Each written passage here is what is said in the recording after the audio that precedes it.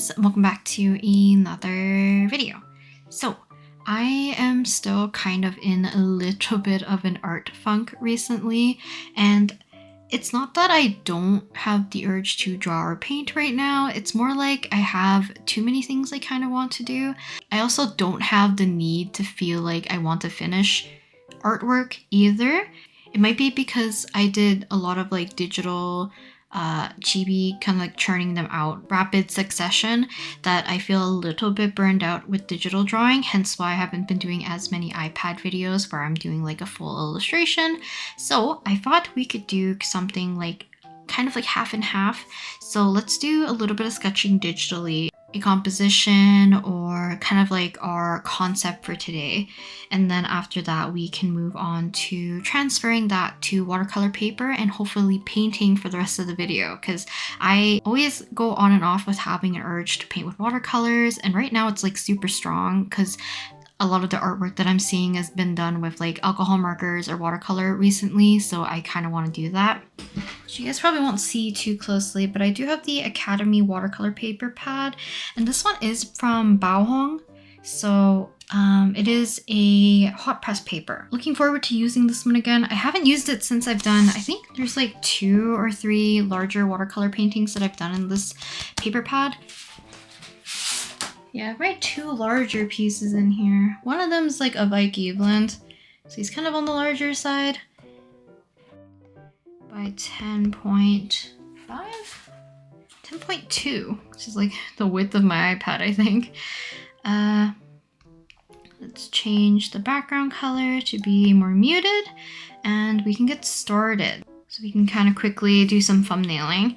And I wanted something to do with more like dry flowers. Let me see if I can show you guys my Pinterest board, because I have a few things saved in different boards. So what do we have here on my Pinterest? Hopefully you guys can see. I'll take a screenshot so you guys can see a little bit better. So things that I want to keep in mind is that I was gonna go with more like dry flowers. I do like the color palette and just like more brighter, almost warmer color palette, if that makes sense. So I picked a few that has like similar vibe that potentially I would want something. So basically the puddles make up a beautiful kind of like negative space alongside with the border of the white, and I kind of like that idea. So I want to see if I can incorporate that alongside with the illustration for today. So let's get our quick thumbnailing. Now, I had 2 ideas. I feel like one would work more vertically though. So I like the idea of playing around with the negative space, and I was thinking of having the similar container. I could also, maybe I won't play with the shape too much. Let's not get too carried away. And then we have probably, so what I want is like this.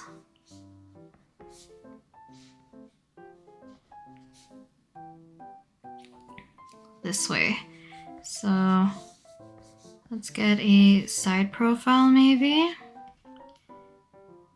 If you're sleeping, I'll figure out the pose a little bit better, but I would kind of like it to be like a down view on like over top Maseki, and then we can have our either almost like shards of glass, maybe negative space that I really liked, because then we can add like text here or something. So if we add a text,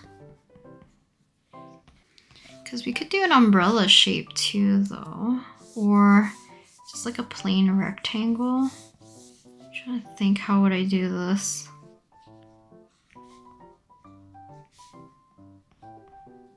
Do we condense it into here? I feel like this would work if I had like an intense background though. Facing this way. Shoulder. We'll have hand here. Because he can also kind of help with the negative space. How can I fit that shape into here? I was like thinking, is there a way I can do the clover shape as the negative space? And then I will fill the entire piece with like itty bitty tiny flowers. Now I might have to pull out my liquid watercolors to do this if I want to layer it up in a certain way. And then we'll fill in all of this basically. So I kind of like this idea, so let's maybe choose this one. And we'll revisit these maybe in the future. I do like the idea of just putting like flowers into a glass container. Okay, so what I'm gonna do is take our thumbnail, size it up. Because I want to keep it a little bit on the cleaner side so that I can transfer the sketch later. So I ended up doing the rest of the sketching portion into time-lapse just because I don't want this video to be longer than it really needs to be, but I wanted to include as much of the sketching as I could as possible, which does mean that I probably will be doing the rest of the video in kind of like a voiceover portion, but the painting or like the watercolor portion will be in real time, just more like snippets and stuff, so that, you know, I'm not going to be showing you the endless amount of hours that it took probably me to paint like a bunch of weird little flowers into a clover shape. So as I'm kind of like looking back on the footage that I have for the sketch, I did notice that I don't really like the positioning of one, his arm, and then two, I don't really like his face as much. I think his face is a little bit too angular compared to how I usually draw him. I feel like Masaki has a little bit more of like softer features. Also, I will be kind of using a clover looking template type thing to actually do a proper clover for the actual layout of everything, but for now we have like this as the general idea. I did not end up recording the rest of the sketching process of like the actual iPad, so I'm using the footage from Procreate instead because the flowers took an ungodly amount of time for me to figure out how I wanted to do kind of like a more simplistic way of drawing different little flowers. So what I had were something reminiscent of a daisy, both smaller and bigger versions. I had tulips as well as little fuzzy, fluffy-ish shapes that kind of resemble what I would want it to be, like similar to baby's breath, but I'm not going to draw like smaller individual little petals for it. So hopefully you don't mind that I did the rest of this kind of in time lapse, as yeah, it's a lot of little tiny flowers. So after that, I printed it off onto 2 A4 sheets of paper. I did find where the halfway mark was and kind of like find where I could merge our little pages together so we can tile them for the correct size of our actual paper. So for some reason, I decided to change the method of how I was going to do the backside of the paper. So if you do not know, my watercolor paper does come indeed on a block that is gummed on all sides except for a 2-inch little small portion in the center. So I need to transfer my sketch a little bit of a different way. So usually I would take either a kind of red coal erase colored pencil, or I would take a normal just HB mechanical pencil or something that I can basically just scribble on the back so that we can use that to transfer. For some reason, I decided to pick out this drawing set that I have had been gifted to me like years ago and use the graphite sticks that it had. It also had charcoal sticks, but I hate working with charcoal because I did that for like probably half a year and I'm probably sick of it. So instead, the graphite little stick did not work out. It was a little bit too faint, so I decided to just do the usual method and just scribble on the back so that we can transfer everything. But little did I know this was gonna backfire on me just a little bit because I should have just did with what I knew rather than try out a more speedier method. So you can see that this method's working a lot better. I also forgot that I was going to be transferring it this way instead of using my light pad. So usually if you had like actual single sheets of loose leaf watercolor paper, you could transfer this directly onto your watercolor paper by using a light pad. So putting your watercolor paper on top of this sketch and then drawing out your individual lines. But because it is kind of like gummed together on a block, I cannot use the light pad underneath the watercolor paper. So I have to transfer it the other way, and because I forgot, I did not make my sketch lines a lot lighter. So ideally, you would lower the opacity of your sketch so that it's not too bright, and then you can take a pen or a pencil, whichever is your preference. I like using a ballpoint pen because I'm pressing considerably hard. I ended up using a red ballpoint pen instead because it's easier for me to keep track of where I've placed my lines already on top of the black, and for the most part I didn't miss too many areas.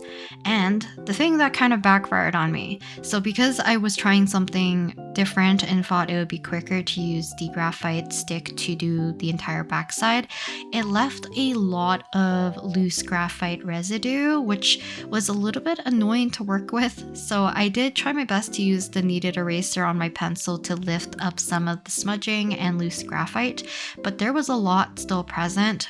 So as we're moving on to the watercolors, I am using this particular set from MeiLiang because I've been liking the set for the assortment of colors, but I do have larger brushes to work on the larger side. So I have my 2-inch Hakke brush, I have a wider acrylic brush, as well as my larger kind of like squirrel hair brush that I use for watercolor a lot more recently. But the initial wash that I do with a yellow to kind of give everything a slightly yellow tinge is muddy because of all the loose graphite. So ideally, if I was actually planning ahead properly, I would have done the backside with the coal erase in the color Carmine so that I could have a good inkling of where everything is going to be laid out. And then any detail that I want to make sure that it remains, I would go back in and do a second pass of our sketch with a mechanical pencil. So I find that using a mechanical pencil leaves a lot less residue as long as you're not like burning through the lead on, I don't know, really textured paper.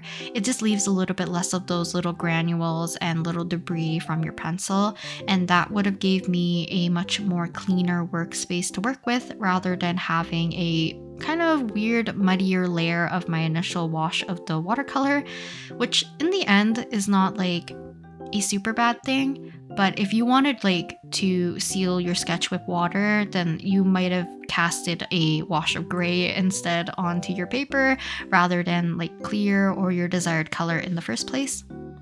But let's talk about the painting process a little bit. So I did end up doing a kind of like an initial wash of yellow over everything.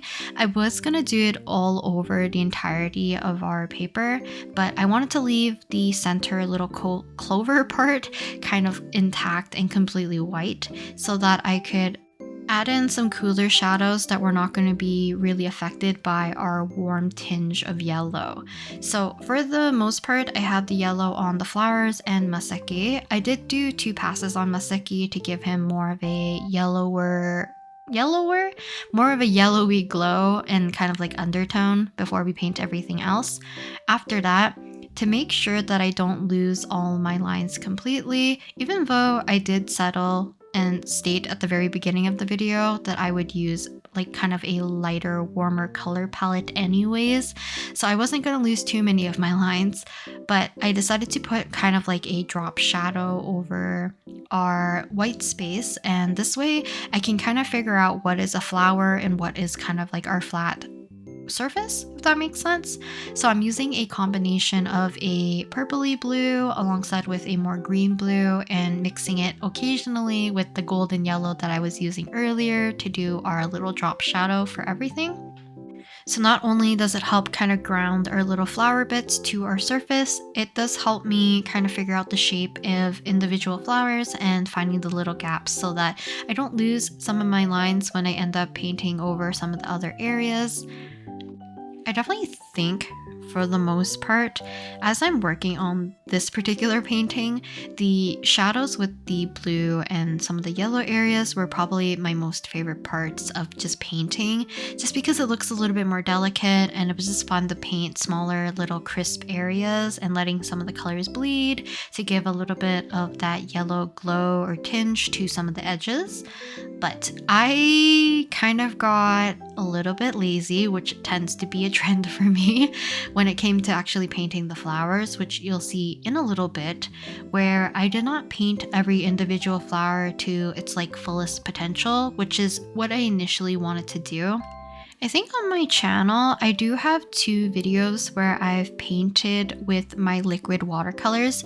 And the reason why I'm like mentioning this is that sometimes when I do line art with my liquid watercolors, I become a little bit more confident. I was gonna say ballsy, but confident would probably be a more appropriate term. So I can kind of like take my time to layer up everything without the fear of losing my lines, as I usually take in consideration the line art being one of the darkest portions of the painting, so that I can push a lot of my values to the point where my darkest value will be my line art for the background for the most part. So I've done this with a 17 fan art where I did vocal units come to me, where they were kind of like laying on grass with a bunch of like clovers and leaves and flowers and the foliage in the background. And I did a lot of like dark green line work, and I was able to push every individual portion like forward to kind of create a nice little vignette around the members in the center. But the other one that I did was, I think it was a Reimu piece. So I did the line art for each of the individual little blue forget-me-nots, and I was able to bring out the intensity for that as well. And I'm kind of wondering whether or not I should have done that for this piece, because the weakest portion, besides like me painting the flowers in a very vague way, even though I've made individual lines for each of them, is the line art for the flowers. And because of that, I feel like I did not put as much attention on making the flowers look as dainty or pretty as I wanted them to look. So yeah, I don't know. I do like how this one came out, but I'm wondering if I did a digital version, maybe I'll like this concept a little bit better. Masaki turned out fine for the most part. I wish I did his hair a little bit differently, but I definitely do like the warm kind of like glow, or like the underpainting of the yellow with his sweater the most. I don't know if it's because of the contrast or because it gives the kind of like his turquoise mint-ish, what color is this sweater? Teal-ish color? It's like a little bit more of like a blue-green of that warmer tone, and it reaches into like the green territory, but it kind of reads still as like that greenish blue color, which I really like. I just think it looks really pretty together, and I don't know. Oh, the intensity of everything was just kind of thrown off a little bit. So I painted certain areas more like individually. So obviously Masaki very different from the background. And because I did not plan my colors prior, I was not sure if I wanted Masaki to more or less blend in with the background and have much more muted colors instead. So I ended up making, I think, Masaki a little bit on the darker side, so his hair and clothing are a little bit more intense in terms of the color quality compared to the background, which is also contributed with the fact that I chose a much lighter color palette, and a lot of the flowers will end up either being yellow or white anyways. But I wish that I either left Masaki a little bit more faded and made the background really intense, or kind of left everything just soft and kind of the background untouched after I did the initial shadows, because I do just like the kind of like shadows and shapes that I got from just doing the initial wash of our kind of like bluish gray and yellowish drop shadows, which kind of creates it to be a little bit more vague. And for me, for some reason, it makes the white stand out a little bit more easily compared to when I ended up adding everything of like the yellows, the blues, and like some of the grays that I ended up on using for the flowers. I don't know if people are gonna have the same sentiment. That's just how I feel with everything about this particular piece. I just needed to get the urge of like watercolor painting out of my system. I don't think I've got it out fully. If anything, I want to do another ambitious piece and probably plan it out a little bit more so that it goes how I more or less envision it. So hopefully in the future I will do that. Maybe I'll do it for a video. I'm not too sure. We'll see how I'm feeling about it, because I might want to do more of a experimental piece. We'll see. But hopefully for Saturday's video, I will be going back to doing digital art. I want to do some fan art of Fields of Mystria because I've been really obsessed with the game recently. It's just, I love any kind of like farming cozy game to kind of end the night recently. And I guess like my once a week playing and going on a call with my friends playing Stardew isn't enough. I need to play more of a farming game and just be part of that cozy life once again. And I think that's like another good thing is that even though I've been getting back into sketching in my sketchbook, which you'll see on Monday, or if you follow me on like Threads or Instagram, you would have saw sneak peeks of certain drawings. But I don't know. I've been just enjoying having a lot more downtime recently. I know things are going to pick up once again, and I'm going to make myself busy with trying out new things in the future. So yeah, I just want to take a little bit of time, just taking a breather now and then, and it's been nice playing Fields of Mystria. So Saturday's video most likely will be me drawing fan art of the characters in that game, and maybe my character as well. So if you're playing Fields of Mystria, definitely let me know which character you want to see in my style, because I definitely have a bias towards certain characters. And yeah, I'll try my best to draw as many as I can though. Maybe I'll do it in the format of like the 6 fan art challenge so that I'm not gonna do too crazy, or I will do it similar to how I do my sketch pages, because it could be fun to add like little doodles and stuff from what I can remember for like quotes or little like mini events or and stuff like that.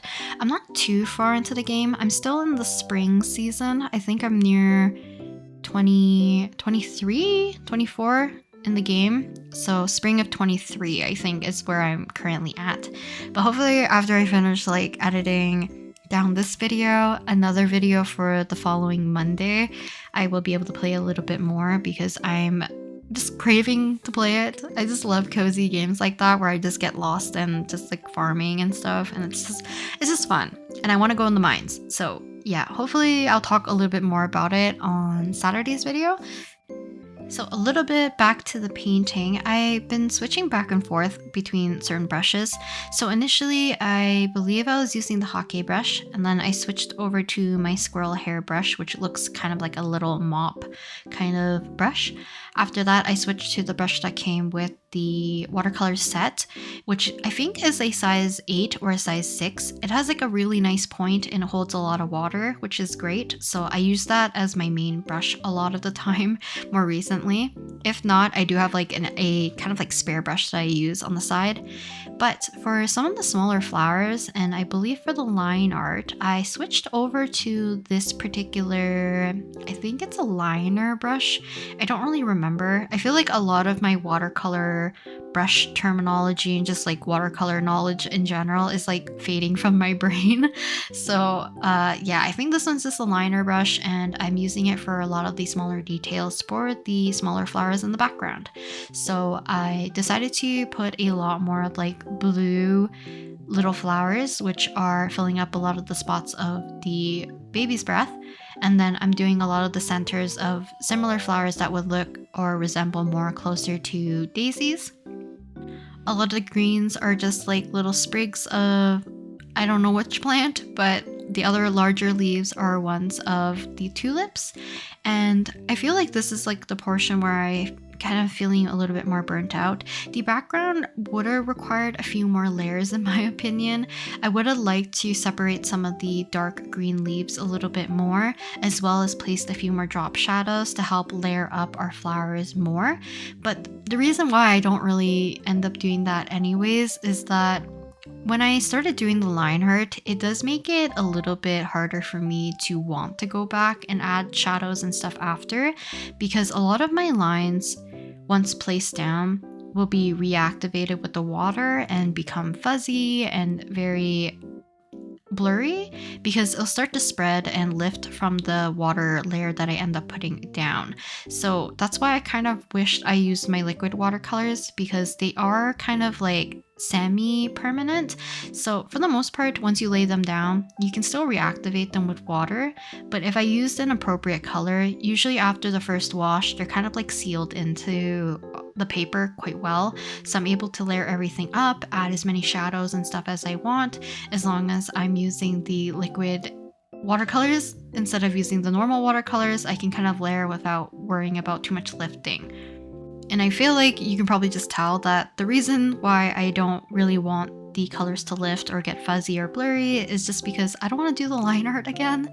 I don't want to do another pass. So basically, if you do the sketch once digitally, then you transfer it via the makeshift carbon paper, and then I have to do a pass of the line art. Then I'm doing it at least 3 times, that I'm redrawing it, and it could have been a 4th if I transferred the sketch a different way, but too many flowers, so I would have been doing stuff over and over again. You can kind of see I got super lazy with the line art, that some places didn't really get any line art either. But I feel like viewing this particular piece from afar kind of works out in my favor, because there's just enough shadows and details that you can tell that he's surrounded by a lot of smaller flowers. But if you look too closely, then that's kind of like when it gets a little bit too ugly in my opinion.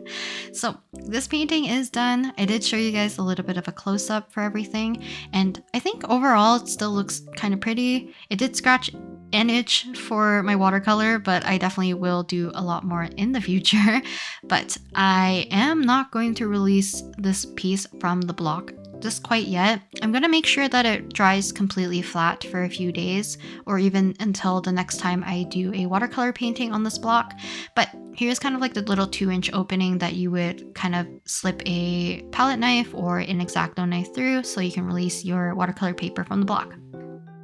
But that is it for today's video. Hopefully you guys enjoyed watching me paint for today, and I'll talk to you guys next time in the next video. Bye!